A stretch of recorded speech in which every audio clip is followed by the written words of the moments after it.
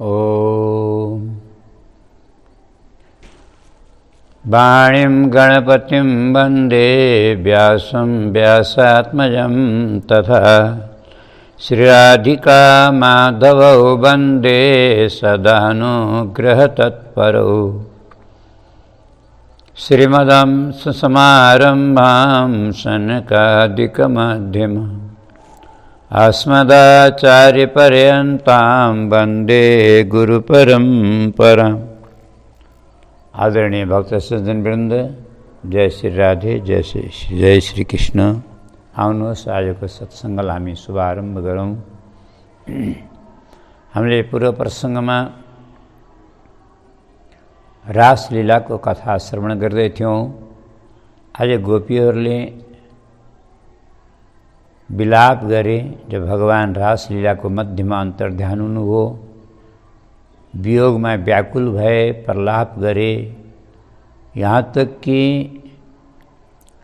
कृष्ण चिन्तन गर्दा गर्दै स्वयं कृष्णमय भएर कृष्ण लीला अनुकरण गर्न लागे। उनीहरूलाई यो पनि होस रहेन हामीको, गर्दा गर्दै त कृष्ण हम भन्न लाए। म नै कृष्ण हुँ, मेरो चाल हेर। तब राधारानी सबै गोपीहरूलाई लिएर जमुनाको तटमा पावन वंशीवटको उस ठाउँमा पुग्नुभयो जहाँबाट भगवान अन्तर्ध्यान हुनुभएको थियो र समवेत रूपमा सबै गोपीहरूले मिलेर सुन्दर गोपी गीतको गान गरे। तर पनि जब भगवान प्रकट हुनु भएन, तब गोपीहरू डाको छोडेर रुन लागे। सुखदेवजी भन्नुहुन्छ, रुरुदो सुस्वरम राजन। सुस्वरम उच्च स्वरले डाको छोडेर रोए। कृष्ण दर्शन लालसा, श्री कृष्णको दर्शनको आशाले, लालसाले जब डाको छोडेर रोए, तब भगवानले पनि खटाउन सक्नु भएन। भगवानले अरू सबै कुरा सहन सक्नुहुन्छ, तर भक्तहरूको आँसु भगवानले सहन सक्नुहुन्न, खटाउन सक्नुहुन्न। जब डाको छोडेर रोए, तब भगवान पनि पीताम्बरधर सुरग्वी साख्यान मन्मथ मन्मथ तासामा विरभु छौरी स्मयमान मुखाम्बुज पीताम्बरधर श्रद्वी साख्यान मन्मथ मन्मथ। श्याम सुन्दर पीताम्बरधारी मदन मोहन कामदेवको मनलाई पनि मन्थन गर्ने सौन्दर्य, माधुर्य, लावण्य श्री विग्रह आज भगवानले प्रकट गर्नुभयो। अरू कहीँ बाहिरबाट आउनु भएन, त्यो गोपीहरूका मध्यमै तासा मा विरभूत छौरी त्यहीँ प्रकट हुनु, त्यहीँ गोपीहरूकै मध्यमा प्रकट हुनुभयो। गोपीहरू अचम्म परे, भगवानको दर्शन गरेर मानव गएका प्राण शरीरमा फर्केर आए जस्तो नयाँ स्फूर्ति, नयाँ जोश, नयाँ आनन्दको अनुभूति भयो गोपीहरूलाई। देखेर सबै प्रसन्न भए। कसैले भगवानको हात समाते, कसैले चरण कमल समाते, कसैले पीताम्बर समाते, कसैले कम्मरमा त कसैले काँधमा। परन्तु एउटै गोपीले भनिन्, कोही फाइदा छैन। जतिले जति ठाउँमा समाते पनि र जहाँ समाते पनि यी नौनी खाइकन यति चिफ्ला भएका छन्, फिस्लिहाल्छन्, भागिहाल्छन्। यिनलाई बाँध्नु, यिनलाई समात्न सकिँदैन, गाह्रो छ। यिनलाई समात्न त मैले जानेकी छु, यिनलाई समात्न त मैले जानेकी छु भनेर आफ्नो निर्निमेष दृष्टिले भगवानको रूप सुधाको रसपान गर्न लागे। निर्निमेष दृष्टिले भगवानको मनोहर अनुहारलाई निहार्दा निहार्दै त्यो रूप छविलाई, भगवानको त्यो सौन्दर्य माधुर्य, त्यो दिव्य झाँकीलाई गोपीहरूले आफ्नो नेत्र मार्गबाट हृदयमा लए। तम काचित नेत्र रन्ध्रेण अनि हृदयकृत्य निमिल्य, हृदयको आसनमा लिएर बसाले र आफ्नो नेत्र बन्द गरे। हृदयकृत्य निमिल्य, जुन परमात्माको छविलाई ठुला ठुला अमलात्मा निर्मलात्मा सन्त महात्माहरूले, ठुला ठुला योगीहरूले हजारौँ लाखौँ वर्षको समाधिले प्राप्त गर्न सक्दैनन्, जसको झाँकी पाउन सक्दैनन्, हृदयमा बसाउन सक्दैनन्। आज ती प्रभुलाई गोपीहरूले हृदयमा लिएर बसाए र आफ्नो नेत्र बन्द गरे। नेत्र बन्द गरेर के भन्छन्? आजा मेरे मोहन पलक झाँप लूं तो, ना मैं देखूं और को और ना त्वे देखन दूं। हे श्याम सुन्दर, अब मेरो हृदयको कोठरीमा आनन्दले बस। जुन बाटोबाट मैले तिमीलाई भित्र लिएर गएकी त्यो बाटो नै बन्द गरिदिन्छु। अर्थात् जुन नेत्र रन्ध्रबाट, आँखाको द्वारबाट गोपीले भगवानलाई हृदयमा लगे, और त्यो आँखालाई माने त्यो द्वार, नेत्र रूपी द्वारलाई गोपीले बन्द गरे र के भन्छन्? अब जाऊ, कहाँबाट जान्छौ?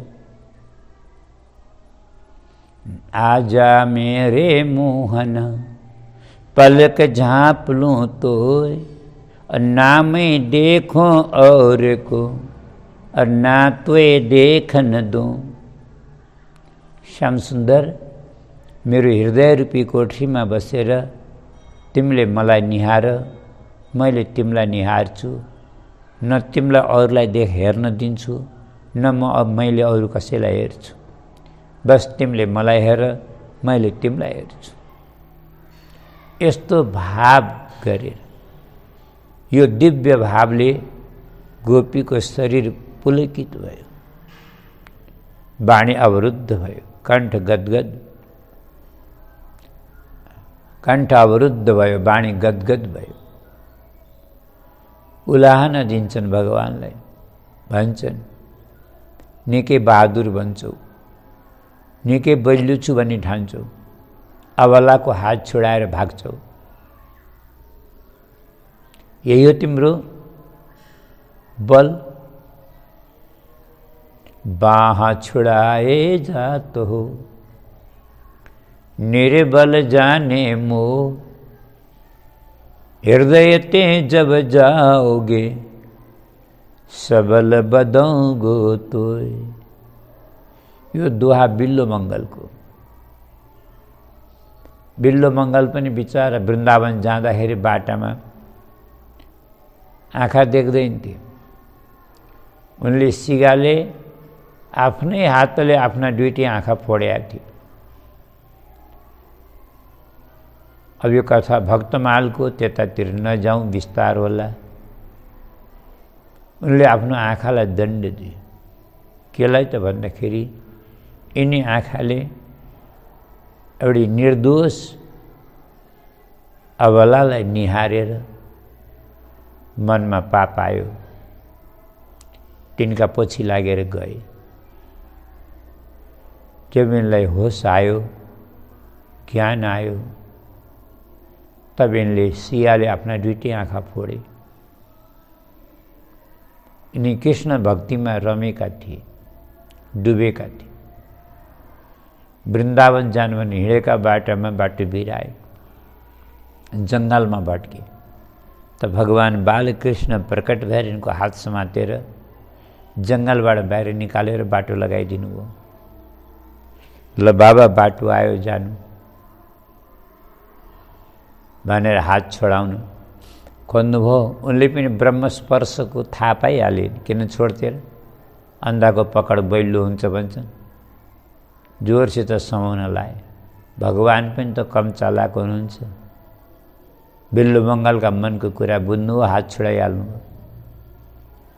तब बिल्लो मङ्गलले भगवान्लाई भनेका थिए त्यतिखेर, बाहाँ छुड़ाए जात हो निर्बल जाने मोए, हृदय ते जब जाओगे सबल बदोंगो तो। हृदयात यदि निर्यासी पौरुषम गणयामी ते, हृदयबाट निस्केर देखाउ त म तिम्रो बल बल्ल मान्छु, कति बलिया रहेछौ।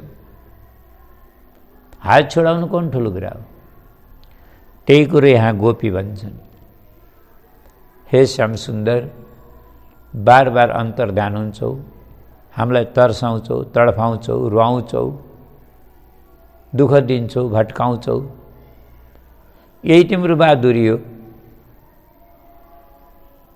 यही विशेषता हो। यसैलाई आफ्नो शक्ति मान्छौ। त्यति शक्ति छ भने एक बार हाम्रो हृदयबाट निस्केर देखाइदेऊ।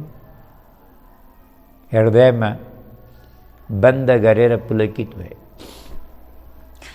भगवानले गोपीहरूलाई यमुनाको पावन तटमा एउटा निवृत्त निकुञ्जमा लिएर जानुभयो। गोपीहरूले पनि आफ्नो उत्तरीय वस्त्र निकालेर भैँमा बिछाउँदा बिछाउँदै, अब हजारौँ गोपीहरूका उत्तरीय बिछाउँदा बिछाउँदै आसन पनि यति हल्को भयो, अग्लो आसन भयो। भगवानले भन्नु, गोपी हो, यो के गरेको तिमीहरूले? के गर्ने हो श्याम सुन्दर? तिमीलाई व्यास गद्दी बनाइदिएको, कथा सुनाउने ज्यादै रहर छ नि तिमीलाई। जब हामी तिम्रा पासमा तिम्रो दर्शन गर्नको लागि कति उत्कण्ठा लिएर आतुरताका साथमा आयौँ, तिमीले दर्शनको आनन्द दिनुको बदला हामीलाई धर्मको उपदेश गर्यौ, पतिव्रता नारीको कथा सुनायौ। सुन, अब हामी कथा सुन्छौँ। त्यतिखेर त हामी कथा सुन्ने मुडमा थोरै थियौँ।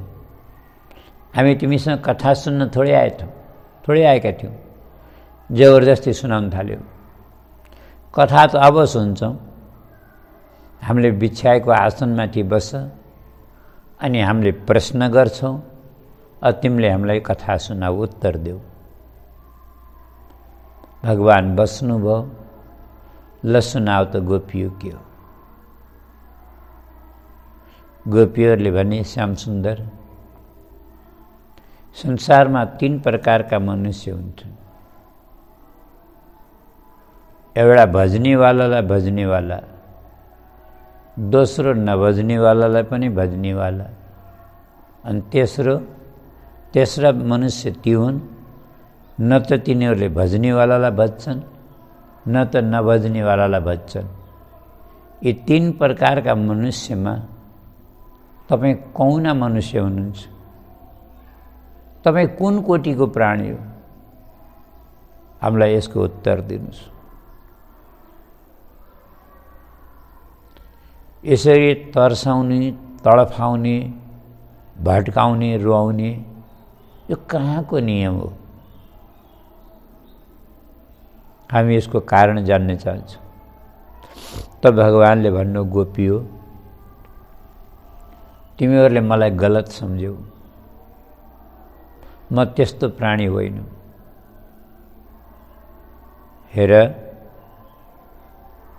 जो भजनीवालालाई भज्छन् तिनी भनेका व्यापारी हुन्, सौदागर हुन्। जस्तै पैसा लिनु, सौदा दिनु, सामान दिनु, तिनीहरूमा कोही प्रेम हुँदैन, कोही सद्भाव हुँदैन, मात्र स्वार्थ हुन्छ। स्वार्थार्थम तद्धिनान्यथा, तो मात्र स्वार्थ हो, लेनदेन बराबरको हुन्छ। तो गोपी हो, मलाई सौदागर व्यापारी नसम्झ तिमीहरूले। म सौदागर होइन, म स्वार्थी होइन, म व्यापारी होइन। दोस्रो जो नभज्नेवालालाई पनि भज्छन् तिनी भनेको मातापिता जस्ता हुन्। जस्तै सन्तान नालायक छ, मातापिताको कदर गर्न पनि जान्दैन, र पनि मातापिताले आफ्ना सन्तानलाई कति माया गर्छन् कल्पना गरौँ। जति नालायक सन्तान भए पनि मातापिताको बराबर माया हुन्छ।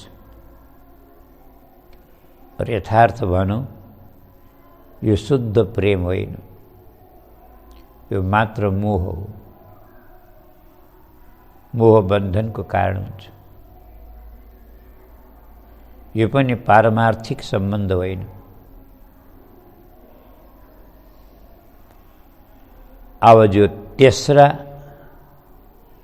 जो भज्नेवालाले पनि भज्दैनन्, नभज्नेवालाले भज्दैनन्, यसमा 4 प्रकारका प्राणी हुन्छ।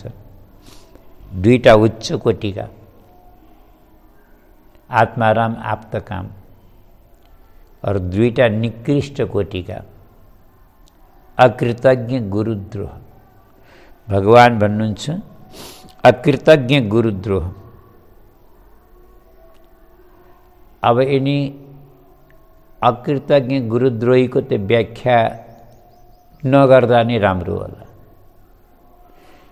किनभने यीभन्दा ज्यादा निकृष्ट कोटिको कोही प्राणी हुँदैन। भने गरेको उपकारलाई नदेख्ने और संसारबाट तार्नलाई आएका भगवत कृपाले प्राप्त भएका गुरुको पनि अनादर गर्ने, द्रोह गर्ने, यस्ता निकृष्ट पामर व्यक्तिको चर्चा धेरै गरेर वाणीलाई दूषित गर्नुभन्दा यिनको धेरै कुरा नगर्दा नै उचित होला। अझ उच्च कोटिका हुन्छन् आत्माराम आप्तकाम।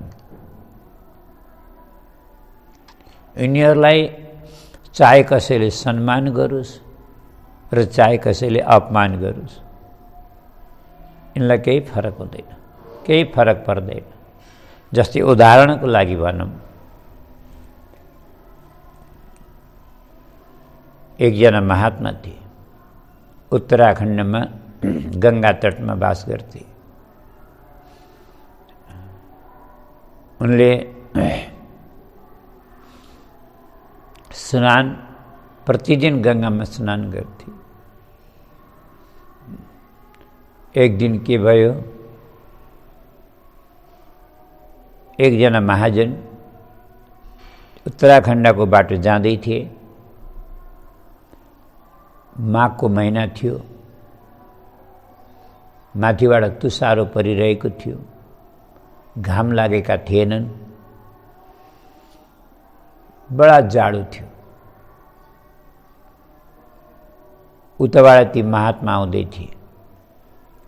महात्माका शरीरमा वस्त्र थिएन, एउटा अचला, कौपिन, कटी वस्त्र मतलब अधो वस्त्र बाहेक पुरा शरीर नाङ्गै थियो। महाजनले देखेर दङ्ग परे। यहाँ आफ्नो चाचावटा स्वेटर र कोट लाउँदाखेरि यो हालत छ, मुटु काम्न छोड्या है। बिचारा महात्मालाई नाङ्गै कति जाडो भएको होला। उनले विचार गरे, दया लाग्यो, किनकि धर्मात्मा थिए। जो पुण्यात्मा धर्मात्मा हुन्छन् उनलाई दया लाग्छ, दान गर्न मन हुन्छ।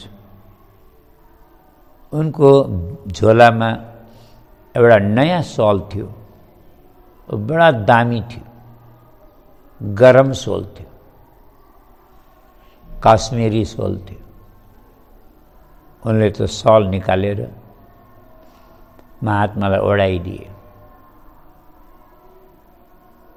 पर एउटा आशा गरेका थिए, यस्ता जाडामा मैले यति महँगो दामी कम्बल, गरम कम्बल ओढाएपछि मलाई महात्माले कमसे कम धन्यवाद त देलान्, आशीर्वाद देलान्, शाबास भन्लान् भन्ने आशा गरेका थिए। पर महात्माले फर्केर पनि हेरेन। बस यति मात्रै भने, ओ जबी अगाडि बढे। महाजन दङ्ग परे। महाजनलाई त एक बार यस्तो लाग्यो यति महँगो सल खेरै गयो जस्तो लाग्यो। एक बार धन्यवाद पनि नभन्ने कस्तो जोगी होला। मनमा सोचे, मुखले त केही बोल्न सकेन। अब महात्मा अलि पर गएको थिए, उताबाट चावडा चोर उचक्का बदमास केटा आउँदै थिए। उनीहरूले देखे, महात्मालाई सधैँ देख्थे, चिनिया थिए। केहीको पर्वाह छैन, मस्त छन्। अब त्यो उच्चका केटाहरूले अब त्यो सलको टुप्पो समाते, सोच्दा सोच्दा थुत्न लाए, पुरै सल ताने। महात्माले न त फर्केर हेरे, न कहीँ रोक्ने प्रयास गरे, न रिसाए, न गाली गरे, खाली मुस्कुराए र के भन्छन्, ह ओ जबी भन्दै अगाडि बढे। अब त महाजनलाई कस्तो लाग्यो होला, पहिले त बेकार भए जस्तो लाग्थ्यो, अब त झन्, अब त खटाउन सकेनन्। गएर महात्मालाई भने, महात्माजी तपाईँ त बडा विचित्र पुरुष हुनुहुँदो रहेछ। मैले त्यत्रो दामी सल हजुरलाई ओढाएँ, हजुरले एक बार धन्यवाद पनि भन्न सक्नु भएन। अच्छा चलो कोही बात नहीं, छोडिदिउँ त। ती कमसेकम ती 4 उचक्का बदमास चोरले हजुरको कम्बल काँधबाट छिनेर लिएर गए, तिनीहरूलाई गाली पनि गर्नु भएन, रोक्ने प्रयास पनि गर्नु भएन। हजुरले त श्राप दिनु पर्थ्यो तिनीहरूलाई। खाली मैले दिँदा पनि ओ जबी, उनले खोज्दा पनि ओ जबी, यी के भनेको ओ जबी। महात्माले भने, महाजन तिमीलाई साह्रै चित्त दुख होइन, कम्मल खेरा गए जस्तो लाग्यो। सुन, मैले तिमीलाई धन्यवाद किन नभनेको, मैले तिमीलाई किन आशीर्वाद नदिएको, किनकि कोही व्यक्ति, व्यापारी या कोही पैसा कमाउने व्यक्तिले पैसा कमाएर आफ्नो झोलामा भरेर, बेगमा भरेर ब्याङ्कमा राख्न जाँदैछ, अनि त्यो व्यक्तिलाई हामीले समातेर त्यसलाई बाटो थुनी त्यसलाई धन्यवाद या आशीर्वाद दिन जरुरी छ। त्यो ब्याङ्कको ब्यालेन्स ब्याङ्कमा राख्न जान्छ, उसले आफ्नोलाई राख्न जाँदैछ, त्यसको फल हामीलाई मिल्ने हो, कसैलाई मिल्ने हो।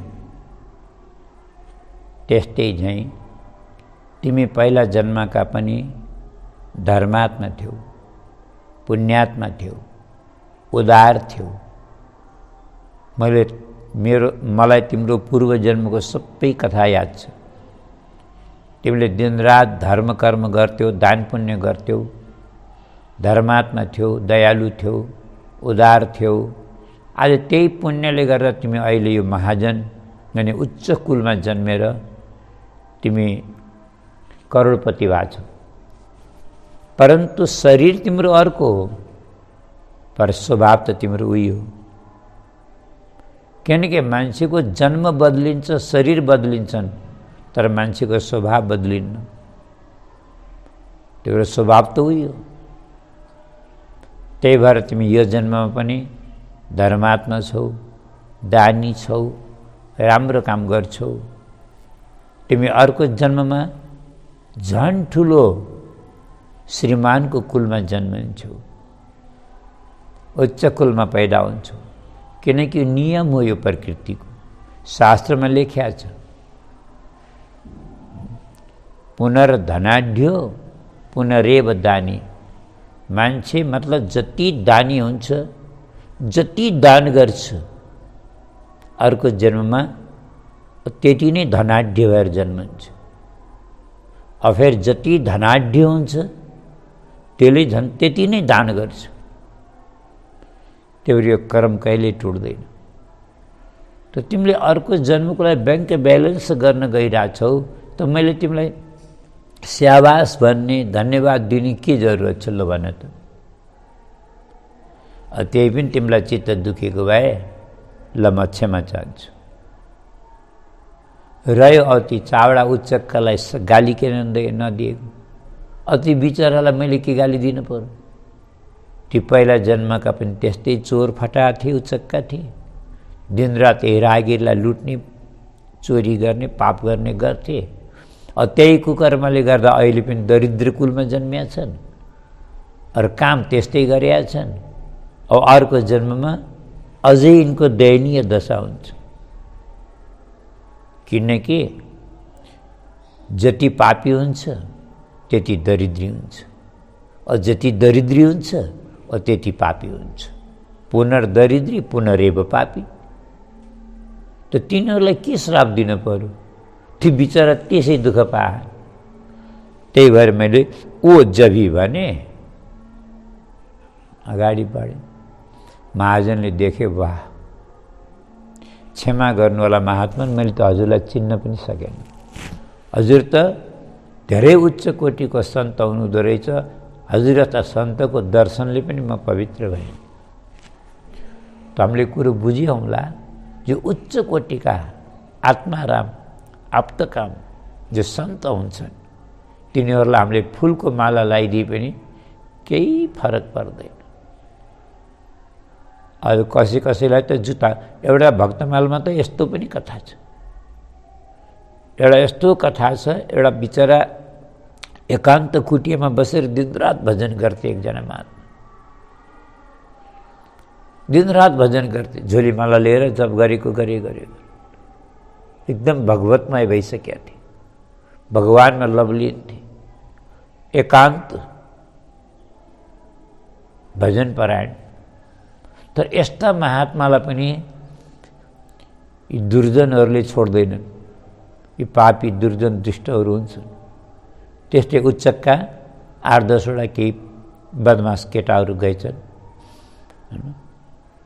निन्दकहरू गएछन् र के गरेछन्, मान्छेले उतारेर लाएर फालेका जो जुत्ता चप्पल हुन्न ती बटुलेछन् र एउटा रस्सीमा उनेर माला जस्तो बनाएछन् र तिनको गएर तिनको कुटियाको द्वारमा यसरी मान्छेले आँपाका पातको तोरण बनाउँछ कि नै, तोरण बनाएर बाँधेछन्। तिनको मजाक उडाउनको लागि, उपहास गर्नको लागि र बसे। महात्मा जसै बाहिर निस्के, बाहिर निस्कँदा त जुत्ताको तोरणबाट बाहिर निस्के निहुरेर। अनि त्यो उच्चकाहरूले सोधे, कसैले फुलमालाको तोरण बनाउँछन्, कसैले आम्रपल्लवको तोरण बनाउँछन्, तपाईँले महात्माले के गरेको जुत्ताको माला तोरण बनाउनु भा? बिचारा महात्मा के भन्छन्, बाबु तपाईँहरूलाई थाहा छैन,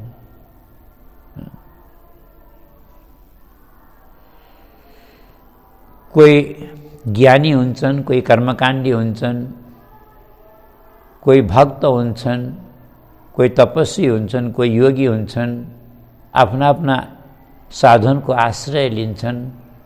परन्तु म त अकिञ्चन दासुम भक्तस्त्राण बलम्बका, भगवानका परम भक्त सन्त सज्जनहरूको जुत्ताको आश्रय लिएर, चरण कमलको आश्रय लिएर बसेको छु। त्यही भएर यी जुत्ताहरूको तोरण बनाएर राखेको मैले। विचार आफै घोटुमन्टो लाएर गए। बनाएको तात्पर्य सन्त महात्मालाई कसैले जुत्ताको माला लाएर लगाइदिए पनि केही फरक पर्दैन, किनकि उनी माना पवनबाट धेरै माथि उठिया हुन्छ। यहाँ तक कि एक बार एकजना सन्तको मुखबाट सुनेको मैले, एउटा महात्मा कम्मरमा एउटा अचला मात्रै थियो, माने कटी वस्त्र, अरू नाङ्गै थिए, जुत्ता पनि थिएनन्। वृन्दावनको कुरा हो, जाँदै थिए, एउटा मिठाईका पसलमा पसेछन्। अरूले चाहिँ मिठाई मागेर किनेर खान्छन् नि, उनले त के गरेछन्, मिठाईका पुरै भाँडै घोप्टाइदिए, सिरियल दिएछन्। कोही यता फ्याँक्ने, कोही उता फाल्ने, कोही के गर्ने, कोही नालीमा फाल्ने। अब त्यो दोकानदार कति रिसायो होला सोचौँ त। बेतको छडी ल्याएर कुट्दासम्म कुटेछ। यो पागल जोगी हो, मेरो हजारौँ रुपियाँको नोक्सान गरिदियो। त्यत्तिकैमा एउटा उतार एकजना सज्जन आउँदै रहेछन्, तिनले त्यो महात्मालाई चिनिया रहेछन्। उनले दोकानदारलाई समाते, केलाई कुटेको, कुरा नगर्नुहोस्, यसले मेरो हजारौँ रुपियाँको मिठाई नोक्सान गरिदिनु, नालीभरि हात जोड्छु, रहन दिनुहोस्, तपाईँको भरपाई म गरौँला, महात्मालाई नकुट्नुहोस्। कुट्न छोड्यो। अनि त्यो सज्जनले महात्मालाई समातेर अलि यता ल्याएर भने, महात्मा साँच्चै साँच्चै भन्नुहोस्, के गर्नुभएको तपाईँले? मलाई थाहा छ हजुर पागल होइन, म चिनिया छु हजुरलाई, साँच्चै भन्नुहोस् के गरेको? महात्माले भने, मलाई थाहा थियो त्यसले कुट्छ भन्ने, त्यही भएर गरेको। अनि केलाई त? अनि त्यसले कुट्दाखेरि रिस उठ्छ उठ्दैन, आफ्नो परीक्षा गर्न, विचार गर्नलाई गर्यो। अनि शरीरमा त कहीँ झोला थिएन, बेग थिएन, केही पैसा राख्ने थैलो थिएन, केही थिएन, खालि कटी वस्त्र थियो। परन्तु त्यो कम्मरमा पोको पारेर यसो बेरिया रहेछन्, निकालेर हेरे हजार हजारका 8-10वटा नोट थिए। महात्माले आएर दोकानदारलाई सोधे, तेरो कति नोक्सान भयो? अझै सोध्छौ? मेरो 4-5 हजारको नोक्सान भयो। ल कोही बात नहीं, तिमीलाई 5 हजारको नोक्सान भयो होला, यहाँ 10 हजार छ, ल राख तिम्रो भनेर महात्मा हिँड्दै दङ्ग भयो। हेरे त्यो यस्ता यस्ता महात्मा हुन्छन् उच्च कोटिका। यिनीहरूलाई मानापमानको केही मतलब हुँदैन। त्यही भएर गोपी हो, सत्य कुरा त यो हो, मैले देवताको आयु लिएर आएर तिम्रो सेवा गरे पनि म तिमीहरू ऋण हुन सक्दिनँ, म तिमीहरूको सदा ऋणी रहनेछु। तर्साउनु, तडफाउनु, रुवाउनु मेरो लक्ष्य होइन गोपी हो, म त केवल तिमीहरूको प्रेम हेर्न चाहन्छु। त्यही भएर म घरिघरि अन्तर्ध्यान हुन्छु तिमीहरूको प्रेमको उत्तरोत्तर वृद्धिको लागि। किनकि वियोगमा जति प्रेम बढ्छ त्यति संयोगमा बढ्दैन।